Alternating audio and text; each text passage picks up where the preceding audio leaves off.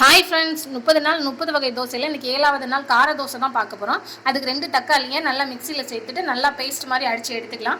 அதுக்கப்புறம் ஒரு கடாயில் கொஞ்சமாக எண்ணெய் ஊற்றி எண்ணெய் நல்லா சூடானதும் சீரகம் போட்டுக்கலாம், கடுகு சேர்த்துக்கலாம். எனக்கு கடுகு சேர்க்கக்கூடாதுனால நான் ஜீரகம் சேர்த்துருக்கேன்.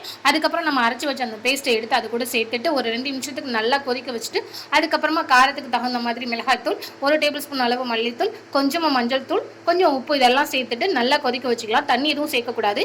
நல்லா இந்த அளவுக்கு நல்லா கட்டியாக வந்ததுக்கு அப்புறம் ஒரு தோசைக்கல்லில் எண்ணெயை தடவி நல்லா சூடு பண்ணிட்டு ஒரு கரண்டி மாவை எடுத்து நல்லா மெல்லிசா தடவிக்கலாம். கார தோசைக்கு வந்து மெல்லிசா தான் தடவணும்.